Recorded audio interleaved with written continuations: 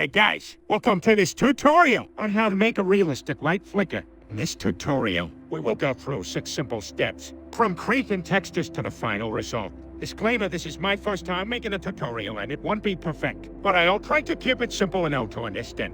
Okay, so let's start with the tutorial. Step 1, creating your textures. Following this step is not necessary. Download the resource files and skip to part 2. If you still want to create your textures, here are some things to keep in mind. On the light, like your exposure and focus. Most phones have this feature. If not, skip this step. Place your phone looking straight up. Now go nuts and destroy that light switch, like I did to Lois last week. Yeah. Peter, what the hell's the matter with you? I'm sorry, Lois, I didn't mean to say that. Okay, now record for at least 15 to 20 seconds. Bring the footage into any editing software of your choice. Crop or adjust your composition size that fits the bulb. I used a comp size of 108 by 2160 pixels and exported it as an image sequence. This texture will be used for cylinder mesh. Remember, we're making 2 different textures using the same footage. For the second texture, use the exported image sequence.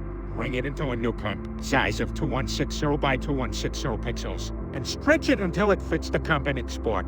And you're done! Step 2, modeling in UV unwrapping.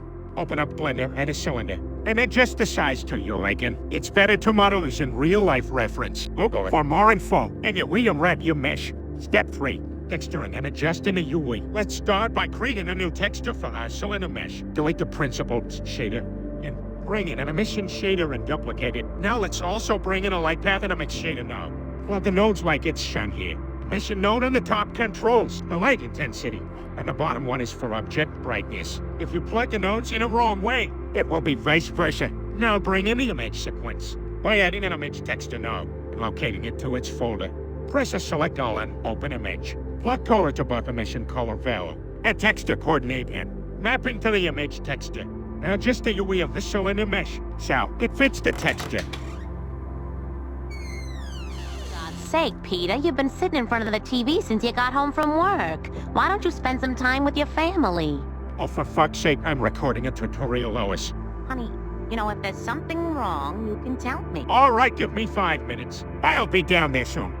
Step 4, adjusting the material. Enable both cyclic and auto refresh options in the image sequence node.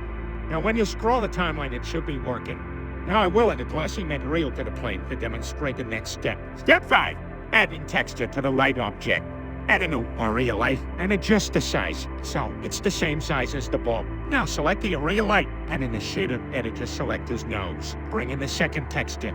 The folder is named Light Textures. Enable both autofresh and cyclic. Plug color to emission color. Select the image texture and press Ctrl Coord mapping. Delete the texture coordinate and bring in a geometry node. Plug parametric to mapping vector. Now the light should be emitting the same texture as the mesh object. Step 6, finalizing. The light corresponding to the mesh should have the same start frame and offset, or else the light won't synchronize. If you see needs multiple lights, duplicate both mesh and light. Select the duplicated mesh and in shader editor.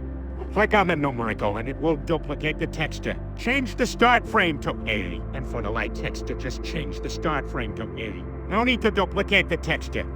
Now both lights should have different flicker timing. Okay guys, the tutorial ends here. Go out and create environments with flickering lights. If you find this tutorial helpful, leave a like and comment. Peter, come on! You've had 1,000 years to get ready for this party. Just a minute, Lois. Okay, thank you for watching, and I love you, bye.